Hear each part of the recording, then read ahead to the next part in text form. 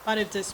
CV Media-ի տեղեկատվական հարթակի քաղաքացու ձայն հաղորդաշարի հերթական թողարկումն եմ։ Այս թողարկմանը ուղիղ եթերում քննարկելու ենք Լոռու մարզի Թեղուտ գյուղի բնակիչներին հուզող խնդիրները։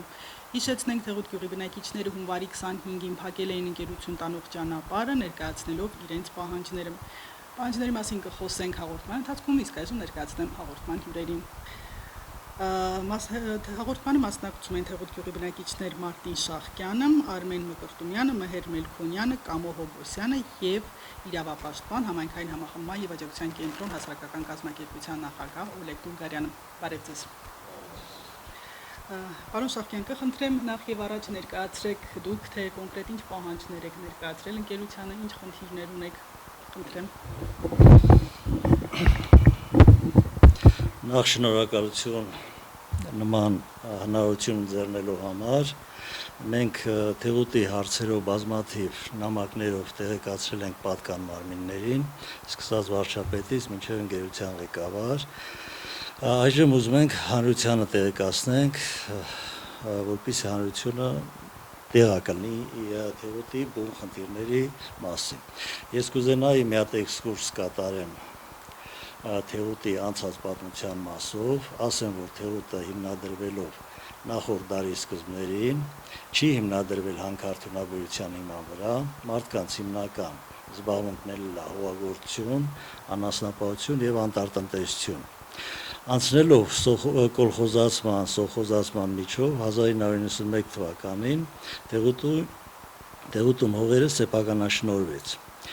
Իսկ 2007 թվականի նոյեմբերի 1-ի համար 1279N կառավարության որոշումով գերակա շահի հիմքերով թեղուցիներից բռնազավթվեց մոտավորապես հողերի 80%-ը եւ տրվեց ընկերությանը, որպեսզի ընկերությունը կարողանա հանքի շահագործումը կատարի։ Սկզբնական մասում դա այդքան էլ հարց չէր ընթանում հողերի բռնազավթման, քանի որ շատ գյուղացիներ դեմ էին, դա իրանց տալիս էր հիմքեր ապրելու Թեղուտում, ժառանգապար փոխանցելու այդ անշարժ գույքերը, բայց դե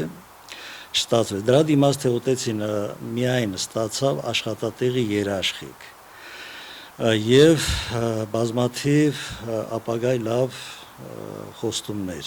բայց 1918 թվականի հունվարի 12-ի ընկերության դադարումից հետո բոլորը շոկ ապրեցին, քանի որ էդ էլ փակվեց ու թեղուտեցին չունենալով ոչ մի միջոց ապրելու ու իր կյանքը շարունակելու, կանգնած էին արդեն արտագաղթի եզրին, ամեն ինչ քայքայված էր, ամբողջ տնտեսությունը կոլապսի էր ենթարկված։ Ես չեմ կարող գուշակեմ ինչ կատարվեր, եթե չլներ հեղափոխությունը։ Հեղափոխական թիմը իշխանության գալով խոստումներ էր տալիս, որ շուտով կվերաբացվի, աշխատանքներ են տարվում եւ այլ եւ այլ։ Ու 19 թվականի գարնանը արդեն եկան նոր տերեր, նոր դեմքերով ու բնականա, որ մենք պետք է իրանց դիմեինք, որ առաջնահերթությունը աշխատատեղերի այդ ժամանակ այն թեղուցիներին, որպեսզի այդ ճամպրուկային տրամադրությունը վերանար ու մարդիկ ապրեին Թեղուտում։ 19 թվականի ապրիլի 16-ին մենք 6 հոգանոց խմբով հյուրընկալվել ենք ընկերության ղեկավարների մոտ եւ իրանց քաշել ենք, իրանց առաջ ասել ենք, որ եղել է նման պայմանավորվածություն, որ բոլոր թեղուցինները, ինչքան հանք կաշխատի, իրանք խոստացել մոտ 50-60 տարի, տեղացիները ապահոված կլինեն աշխատանքով։ Բայց գործընթացը ցույց տվեց, որ դա այդքան էլ հստակ չի ու խնդիրներ առաջացան բազմաթիվ, դրանք հիմնական սոցիալական բնույթի էին, կային նաև անարդարություններ, որի համար մենք անդադար բարձրաձայնել ենք։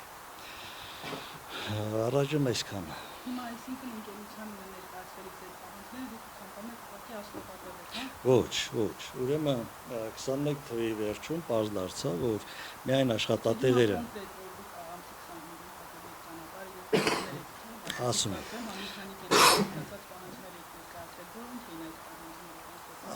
այդ պահանջները հիմնականում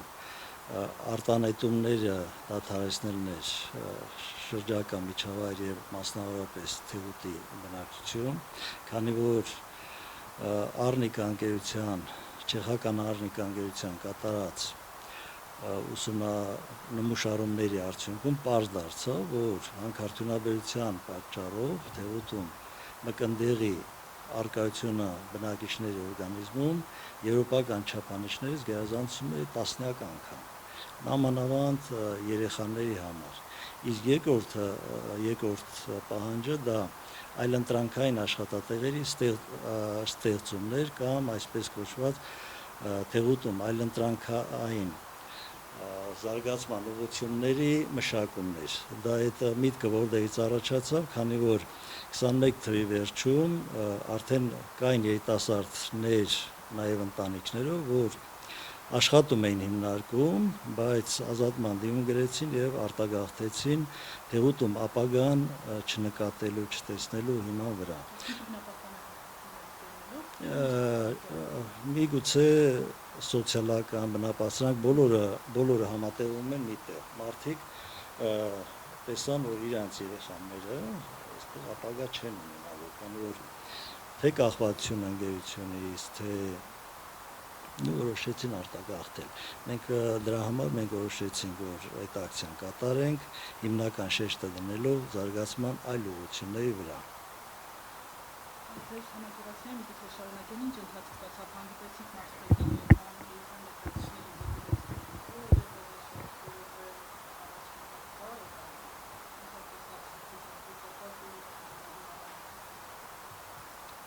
Բանակցությունները լավ, ոչ մի անգամ ընկերությունից կոնկրետ ընկերության ղեկավարների հետ մենք ռեսում չենք խոսել, չենք հանդիպել, քանի որ չի ստացվել։ Չեն ցանկացել։ Եկել է ճիշտ է խոստացել էր մարզպետը, որ գա երրակողմանի հանդիպումը չկատարվեց, եկավ յուրում իրանց հետ հանդիպեց, առանձին մեզ հետ հանդիպեց, խոստումն էր, որ հարցը կլուծվի, ինչպես միշտ մնում է հարցերն կապված։ Ես կասեի ոչ մի, որովհետև արդյունք չտեսանք։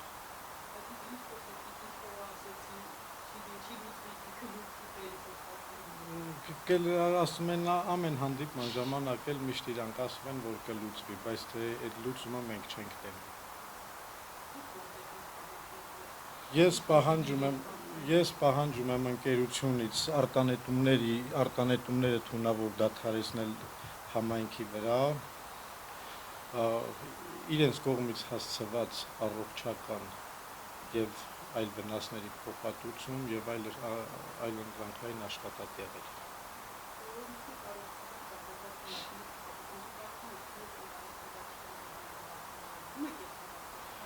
Ես իմ ընտանիքի վրա զգում եմ, անալիզները ցույց են տվել, իմ 3 անչափահաս երեխաների մոտ գրանցվել է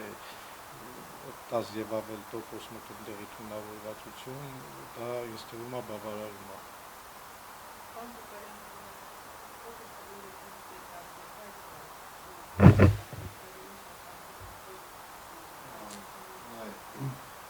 Ուսումնասիրությունները իրականացվել են գյուղատնտեսական նշանակության հողերից նմուշարման տեսքում եւ մարդկանց մեզի նմուշարման տեսքում եւ փորձակնությունները իրականացվել են Չեխիայի Հանրապետության հավաքականված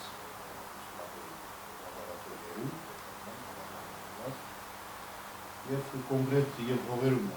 ի հայտ եկել բարձր քանակություն մկնդերի քանակների, որովհետեւ մենք ունենք հայկական ստանդարտներ, հայկական ստանդարտները ասում են, որ 1 կիլոգրամ հողի մեջ թույլատրելի մկնդերի մինչև 0.02 միլիգրամ մկնդելն է, այնինչ մեր հողերի մեջ գործել գերազանցում են ցուցանիշները 20-30 անգամներ փորձարկությունները։ Մարդկանց օրգանիզմում հայտնաբերված մկնդերի քանակները 6-ից նայած ընտանիք 6-ից 7 անգամ գերազանցում են այն թույլատրելի բարձր շեմերը, որոնք որ նախատեսված են Չեխիայի և Ֆրանսիայի անկյունների։ Դա կարելի է ընդունել որպես ազդակ, այսինքն որպես ահազանգ, որ այսպիսի վիճակ է ստեղծված շրջակա միջավայրում, և պետք է այդ պատճառահետևանքային կապը ինքը ուսումնասիրի, բացահայտվի հենց պետական քաղաքականության մակարդակով, որպեսզի այդ մարդիկ հասկանան, իրենք որքան են վտանգում իրենց կյանքը առողջությունը այնտեղ ապրելով, կամ ինչ պետք է արվի, որպեսզի ասել այդ վտանգները չգործվեն։ Նաև պետք է նշենք, որ շատ դեպքերում այդպիսի կարծիքներ են լինում, որ կարող է դա պայմանավորված լինի տեղական հողային ֆոնով, պետք է ասեմ, որ չգիտես ինչու այդպիսի ցուցանիշներ են, որ միայն Լոռու մարզի հանքարդյունաբերական այո, որովհետև Տավուշի մարզի հետ է իրականացվել համեմատությունը, որտեղ ամեն ինչ նորմայի սանդղակներով է գտնվում միջազգային չափանիշների հետ։ Եվ այստեղ կարծես թե այս վերջերս նայել եղավ, որ ընկերությունները ոչ միայն թերուկտադային, այլ նաև մյուս ընկերությունները, ինչպես օրինակ Արմանիսի հանքը, Ախտավայ ՓԲ-ն ժխտում են, այսինքն նման կասկածտակ են առնում, այսինքն նման հետազոտության արդյունքները, կամ ասում դա ընդհանրապես հնարավոր չի։ Ես մենակ կասեմ, որ այդ ահազանգը կա, ազդակը կա և թող ապացուցեն, որ դա հնարավոր չի։ Այսինքն ոչ թե քաղաքացին պետք է ապացուցի, այլ պիտի տվյալ ընկերությունը ապացուցի, որ ինքը այդ վնասները չի լքում, որովհետև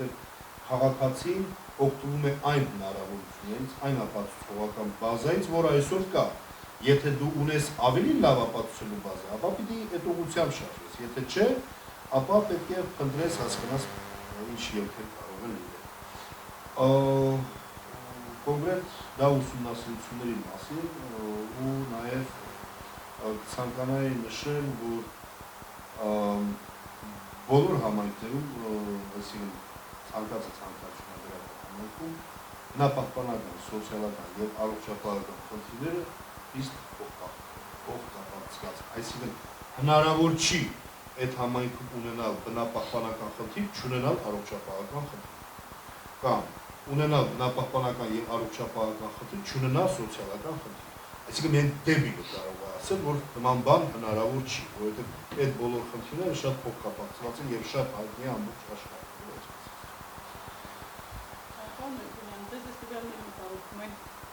Իհարկե մտահոգում եմ։ Ես կխոսամ այլ ընտրանքից, որ մենք բարձրաձայնում ենք այդ հարցը, նաև փոխհատուցումը։ Ես ինքս ստեղծել եմ այլ ընտրանքից համար այգի Ազնավամորեն։ Զբաղվում եմ իմ այգով, իմ բիզնեսով։ Բայց փոշու պատճառով, շնորհքետը ախտոտվելու պատճառով, փակումները որ գցվում են հանքից և Պոչամբարից, ճիշտ է Պոչամբարի դծված է ինձ չէր ազդում, բայց հանքից թափողը ազդեց իմ մալինայի այգին չորացավ Ազնավամորենում։ Ուրեմն ես զբաղվել եմ 17 թվականից, սկսել եմ իմ այգեգործությունը, ամեն ինչ լավ է ընթանում։ Ջրում էի շնորհից եկող, որպես որ սարից բարձր ջուր եմ վերցրել, այդ ջրով էի ջրում 2 տարի։ Հետո երբ որ խնդիրը առաջացավ ջրի, չէր հերիքում ջուրը շնորհ համայնքում նաև, ժամով եմ ջրում, չէի հավել, այգին դրանից էլ էր արդեն բուժում, ջրեցի շնորհ կետով։ Ջրելուց հետո 2 տարի հետո կարելի ասել իմ այգին չորացավ։ 100%-ից մնաց 20%։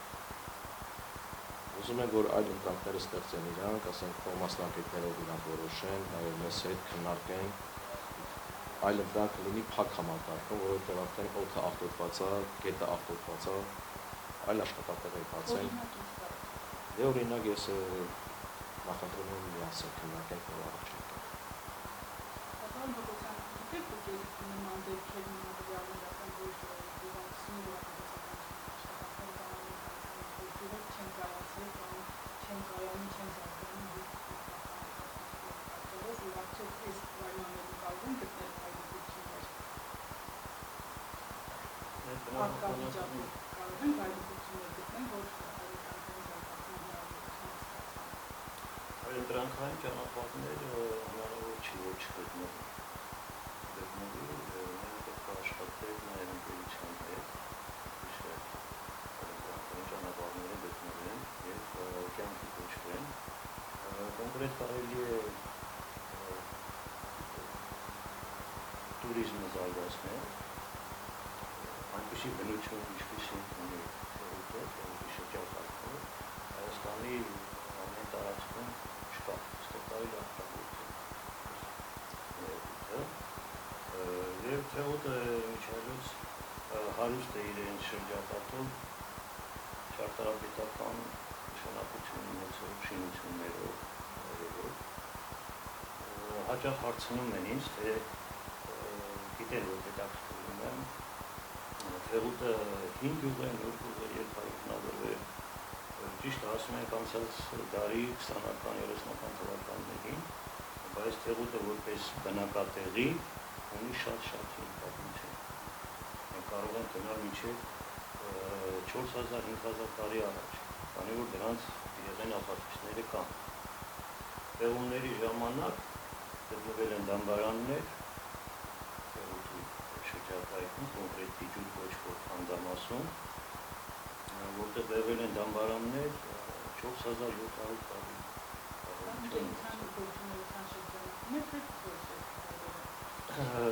Ոչ տարի, մի մասը ընկերության տարածքում է, մի մասը ընկերության տարածքից դուրս, մի մասը մեր վարչական տարածքում է գյուղում, մի մասը վարչական տարածքից դուրս, բայց այնուամենայնիվ աշխարհագրորեն մեզ ավելի մոտ են։ Ասեմ հնարավոր է դա ինչ-որ ձևով դարձնել իսկական վայր։ Հնարավոր է, դա մասնագետները կասեն, իմ կարծիքով հնարավոր է, նախ ունենք խնդիր վերականգնելու այդ ճարտարապետական մեր գոհարները, կարելի է այդպես ասել, միայն Ձորի Գեղիկամուտչը այս հուշարձանն է մնացել, որ դեռ ամբողջական է, բայց հնարավոր է, որ վաղը և չեն։ Սրանք պետք է շատ ուշադիր լինել այս խնդիրները։ Ինչու՞ չլինի հետո։ Վտանգ է։ Վտանգ իհարկե քանդվելու։ Մենք ունենք Ագեղցու մատուռ եկեղեցի գյուղի մեջ, սա արդեն գյուղի մեջ, որտեղ մոտավորապես 6 ամիս առաջ կարելի ասել նայեցինք, հնարավոր էր գրկել էլ ինչ-որ բան, բայց հիմա մի 2 օր առաջ գնացել ենք նայել ենք, արդեն շատ մեծ աշխատանքներ ա պետք, կարելի ասել կրկնակի եռակի աշխատանք ա պետք, որպեսզի կարողանանք կրկնել։ Մանստևի վանքը մինչև վերջերս ամբողջական էր էլի, բայց հլվել է, շատ հետաքրքիր կառույց է իրեն ճարտարապետական։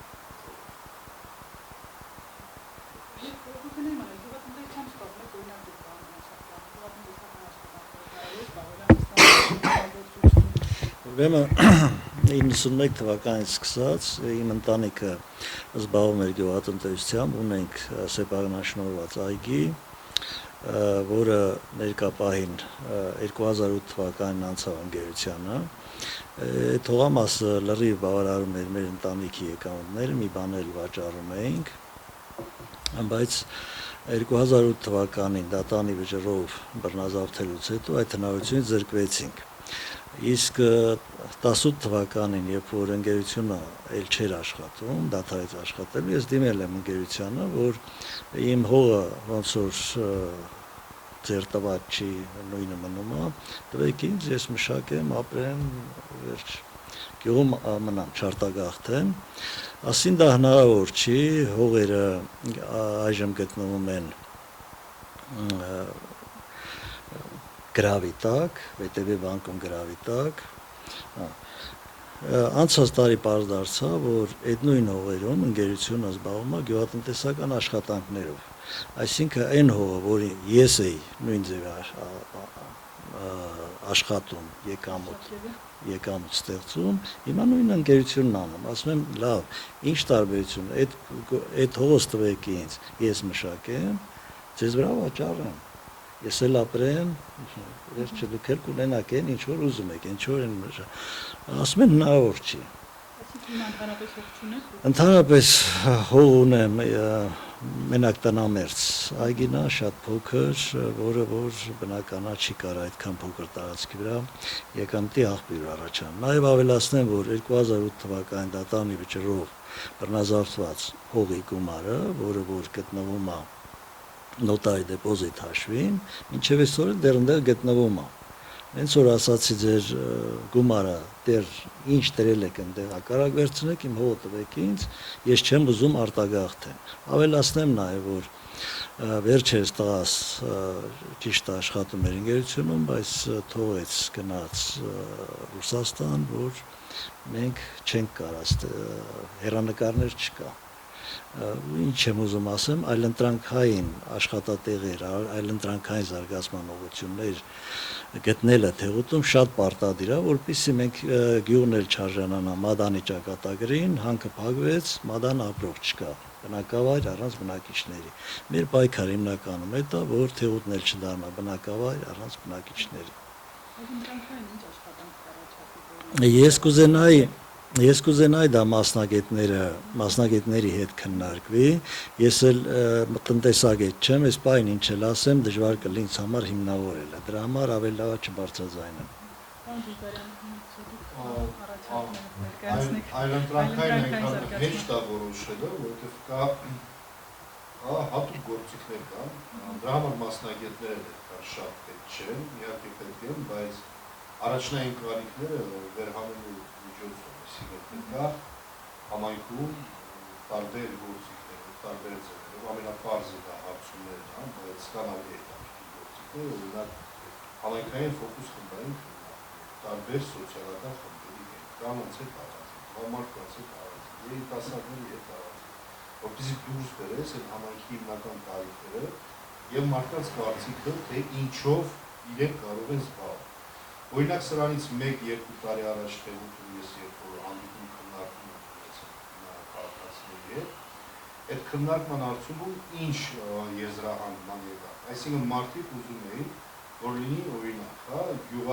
կարողանան զբաղվել գյուղատնտեսությամբ եւ արտադրեն գյուղատնտեսական էկոլոգիապես, ասած չէ, մաքուր գյուղմթեր,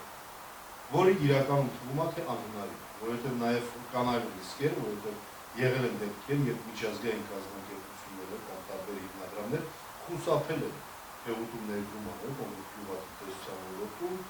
հաշվի առնելով էկոլոգիայի ռիսկերը, որոնք որովհետեւ առկա են։ Այսինքն հասկացան, որ մեզ ինչ է պետք, հող չունենք, շրջակա միջավայրերը ապրոտման ռիսկի ներքո է գտնվում, այսինքն մեզ պետք է ինչ, փոքր հողակտորի վրա մեծ քանակի բերք ստանալ։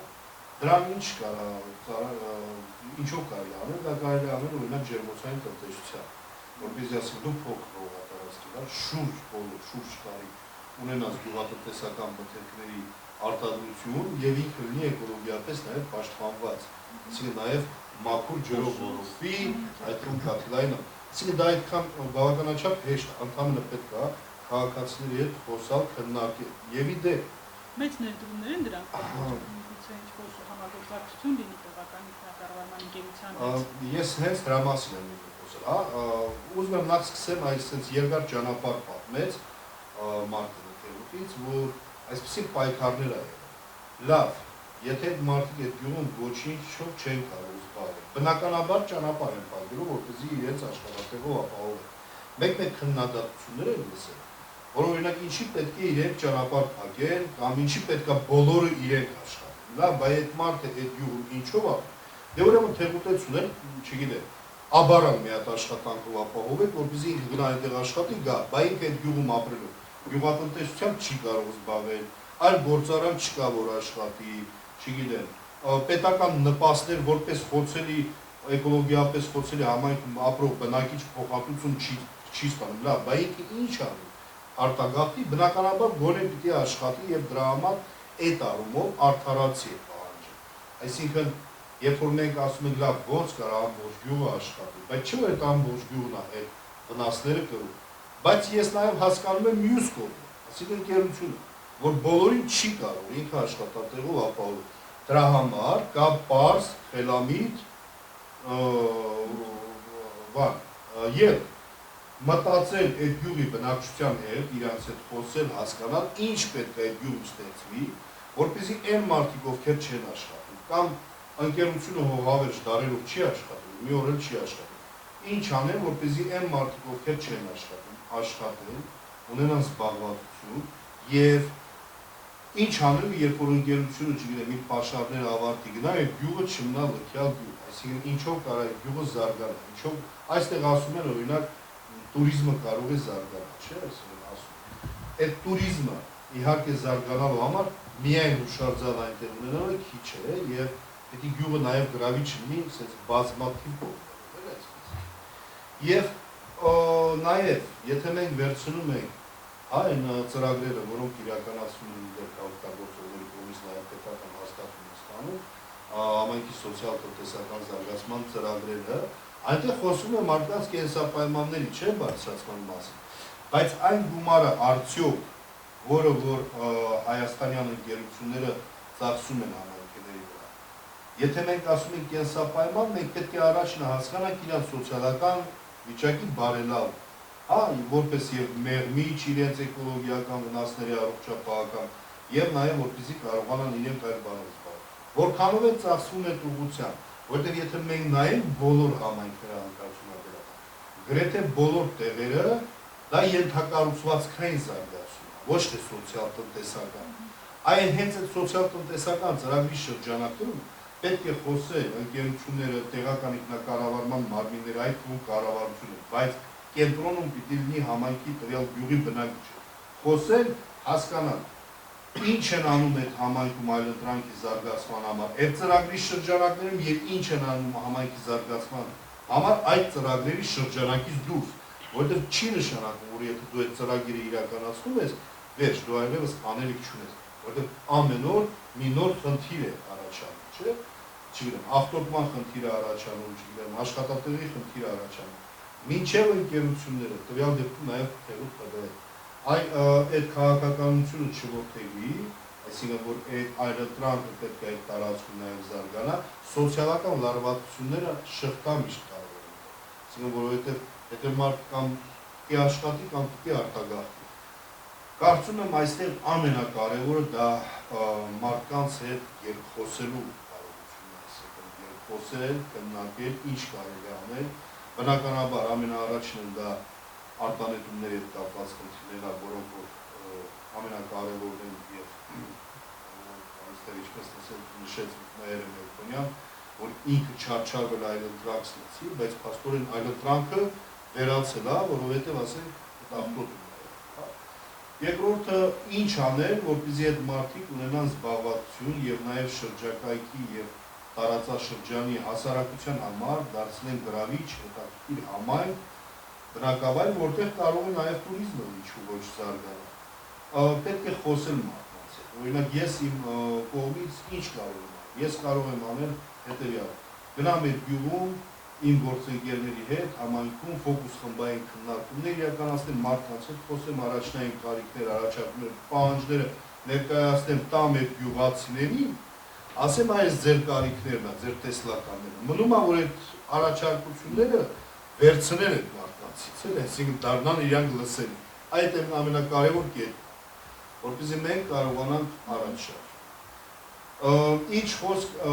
առողջապահական մասով պետք է ասեմ, որ այդ ահազանգները որ կան առողջապահական ռիսկերի ոչ միայն թերուտում, այլ նաև տարածաշրջանում, դա շտապ օր առաջ պետական քաղաքականության մակարդակով պետք է իրականացվի տվյալ համայնքների մարդկանց առողջության գնահատում։ Պետք է դրա համար ներդրել համապատասխան չափանիշները, որոնք որ առողջապահության նախարարությունը փորձում է մշակել համաշխարհային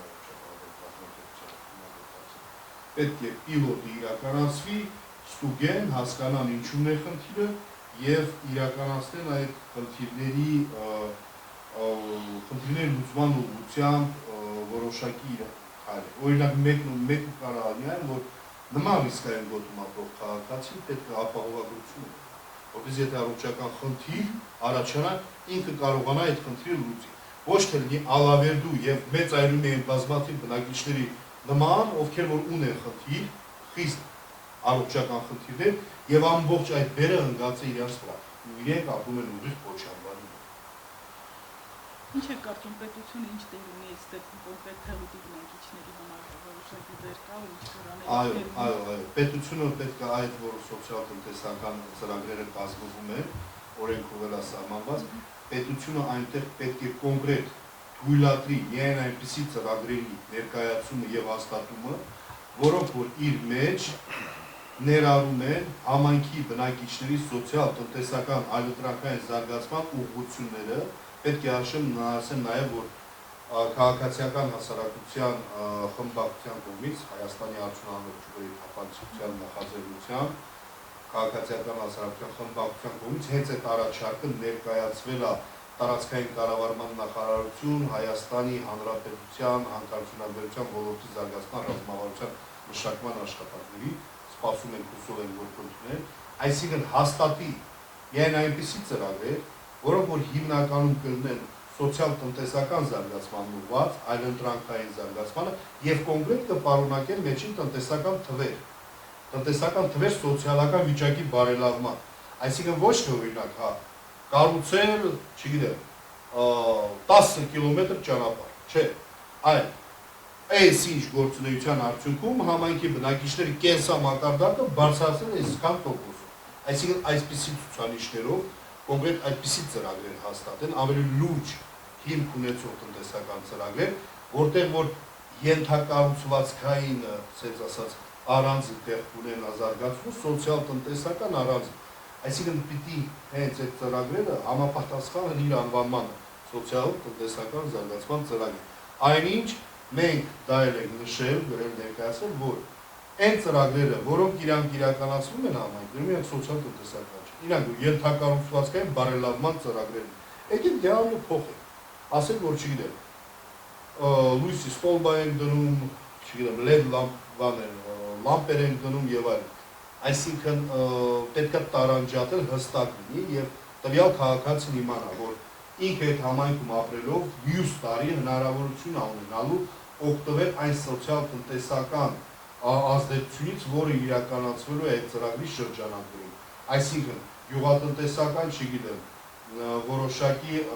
ներդրումներ կկատարվեն, պարնիկ կստեղծվի, մյուսին օգնեն անասնական ֆերմա կկառուցի, մյուսը չգիտեմ, պանրի ցեղ կբացեն այդ գյուղում, այն մյուսը կաթնամշակման ցեղ կբացի այդ գյուղում, եւ այդ ամեն ինչը կլինի այդ մարդկանց համար զբաղվածություն։ Այսինքն հստակություն այստեղ։ Պետության գործը այստեղ ամենակարևորն է։ Այսինքն այդ հստակությունը մտցնելը եւ երկրորդը վերահսկելը, որպեսզի այդ ծրագրերը այդպես որպեսզի գյուղացիները նաեւ մենակ չմնան իրենց խնդիրների հետ։ Շատ լավ կա ավելացնելու բան, եթե Ես կուզենայի ավելացնեմ, քանի որ պարոն Դուրգարյանը խոսեց աշխատատեղերի մասին ու այդ հարցը շատ մանիպուլյացիա է ենթարկվում, ես ասեմ, որ ներկայիս աշխատատեղերի, ընկերությունում աշխատատեղերի 20% եթե տրվում է թեոցիններին, թեոցինները լրիվ աշխատանքով ապահոված են լինում։ 80%-ը որտեղից ուզում է թող գա։ Հաճախ ասում են թեոցիններն ասում են խի մենք ոչ ուրիշ տեղացիք ոչ նման բան չկա 20%-ը լրիվ բավարարում է որ թեոցինները լրիվ աշխատատեղ ունենան Ես բայց կուզենամ արձագանքել որ ընկերությունը հայտարարություն է տարածել որ իրեն համապատասխան քանակի մասնագետներ են պետք որը մի գյուղով չի կարող ասած սահմանել մարդիկ չունեն համապատասխան մասնագետություն չի կարող ինքը ամբողջ համանքի ընդունել աշխատանք։ Իմիջիալոց, այս մոտեցումը ես որպես քաղաքացի ճիշտ եմ, այսինքն այն տեսանկյունից, որ իսկապես բոլորին չես կարող ընդունել աշխատանք։ Բայց եթե չես կարող, պիտի այն մյուսը անես, այսինքն որպեսզի այդ մարդիկ իսկապես այդ խնդիրը ունեն, որտեղ այստեղ տոկոսային հարաբերություն, այստեղ ոնց որ պապական ինչ-որ բան չի, հա, այսքան ալավերցի աշխատի, այսքան աղթալեցի աշխատի, այսքան շնորհեցի աշխատի, այսքան շնորհեցի աշխատի, ստեղ պետք է ինստիտուցիոնալ մոտեցում է կանգնեցի։ Այսինքն, եթե մենք ստանձնել ենք այդ տարածքում աշխատել, ուրեմն չի պետք է այդ հարցերը լուծել սոցիալ-տնտեսական, միգուցե դա աշխատանքների միջոցով է, միգուցե դա սոցիալ-տնտեսական ծրագրերի միջոցով է, որովհետև իսկապես երկու դեպքում կար անկերությունը բոլորին, այդ նույն նաև շնորհ համայնքի բնակիչներին աշխատանք ունի, երբ որ ուռճացրած աշխատատերը, այսինքն պլյուս համայնքի բնակիչ, պլյուս նաև մասնագետներ, այսպես ասած, հա։ Իսկ ընկերությանը տնտեսական առումով բնականաբար դա օգուտ չի ունի։ Դրա համար քաղաքացիների պահանջը ոնց ես հասկացել եմ այն է, որ դուք այլմես տվեք եք, որ մենք կարողանանք աշխատել, եւ մենք ձեր աշխատանքները ոնց որ չենք ուզում։ Դեն չի, ճիշտ եմ հասկացել ես։ Այսինքն որ լինեն այդ ալտերնատիվները, ապա հա, էլի մեզ համար ամենակարևորը Թեղուտի համար զարգացման հեռանկարներ լինեն, ոչ թե ընկերության հետ կապված, այլ առանձին, այլ ընտրանքային զարգացումներ։ Այստեղ ամենամեծ դերը նաև կարևոր դերը տեղական ինքնակառավարման մարմինների դերը ունի, այսինքն երկխոսությունը, հա, համայնքի բնակիչներ, ընկերություն, իմիջիալոց համայնքի բնակիչներն էլ իրավունք ունեն իրենց ձայնը բարձրացնել տեղական ինքնակառավարման մարմինների ուղղակի ձևով եւ անուղղակի ձևով։ Այդ ուստեղ օրենքի սահմանները մեկը կարելի Անի միջոցով մեկը կարելի ուղի։ Երկուսներն իրենք օրենսդրական առումով ճիշտ են եւ դրա համար ընկերությունը պետք է երկու ձևներ մոտեցումներ ընդունել։ Այսինքն ասի, ես եւ լսում եմ տեղական ինքնակառավարման մարմիններին եւ նաեւ բնակիչներին եւ երկուսներին եւ այսինքն որպեսզի ռեալությունը իմանան, ամենաճիշտը լսել ուղիղ քաղաքացիների եւ թե գյուղացիներին են գործորում, կոնկրետ թեմությունների բնակիչներին, եւ թե ընկերությանն են գործորում, եւ թե ասենք իշխանություններին են գործորում, բոլոր նմանատիպ քննարկումները իրականացնել հանրային ձևով, որ հանրությունը, հասարակությունը դրա մասին տեղյակ ունի։ Այսինքն զերծ մնալ կուլիսային քննարկումներին, պայմանավորվածություններին, խոստումներին տալում, որովհետեւ կուլիսային որևէ պայմանավորվածություն եւ այլ ինքը արդեն իսկ լեգիտիմ չի։ Այսինքն միայն հանրային քննարկում։ Ունեմ ես այս պահանջը։ Եկեք նստենք հանրային ձևով, բաց դռներով, չգիտեմ, միգուցե նաև լրատվամիջոցների մասնակցությամբ քննարկենք այս խնդիրը։ Շատ լավ, շնորհակալություն։ Հիշեցնենք, որ մեդիա տեղեկատվական հաղթակի քաղաքացիական հաղորդաշարի հերթական թողարկման ժամանակ քննարկում ենք Թեղուտ գյուղի բնակիչների առողջապահական, սոցիալական եւ նավապանական խնդիրները։ Շնորհակալություն շատ գիտության համար։